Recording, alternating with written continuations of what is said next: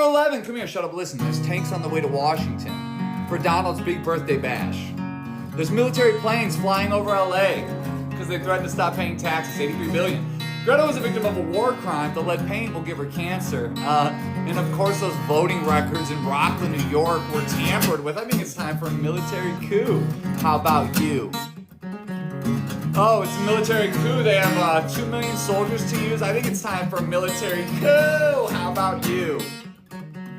If it's $100 million on a birthday party for an orange buffoon, yeah, that's a military coup. There have been over 81 overt and covert known interventions in foreign elections from 1946 to 2000. What? According to another study, the U.S. engaged in 64 covert and 6 overt attempts at regime changes during the Cold War alone. There's an old FBI joke. All the old boys at the office say, and again, I'm just an intern, so I don't really join the combos, you know what I mean? I just eat my little ham sandwiches. But they say, do you know why there's no coups in the US? It's because there's no embassies there. Just kidding, there was one on January 6th. Bolton, his national security advisor, when asked about January 6th, said Trump was simply, quote, too incompetent to pull something off of that magnitude.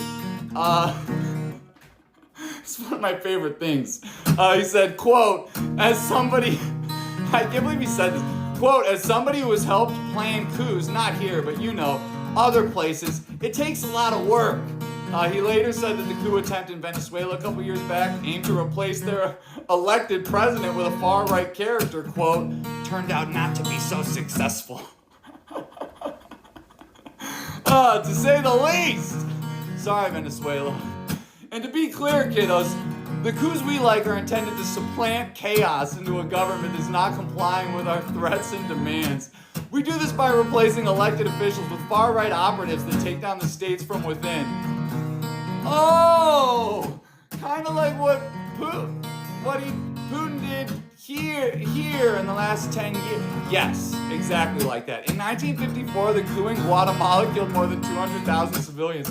And the majority were killed by U.S.-supported forces. The next year, we overthrew Iran's democracy. In 1959, the CIA went nuts in Cuba. In 1960, the U.S.-supported coup against Patrice Lumumba, the first democratically elected prime minister of the Congo, a hero whose assassination the following year was significantly facilitated by the CIA, using famous jazz artists. Oh, and if you've been following my latest videos, you know how sad that makes me.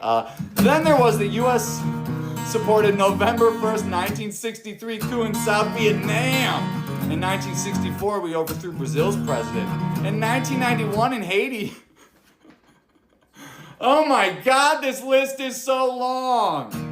In 2009 in Honduras, I didn't even include the ones in the Middle East. That's so crazy. But yeah, sorry Gaddafi. We all saw the before and after pictures. Our bad.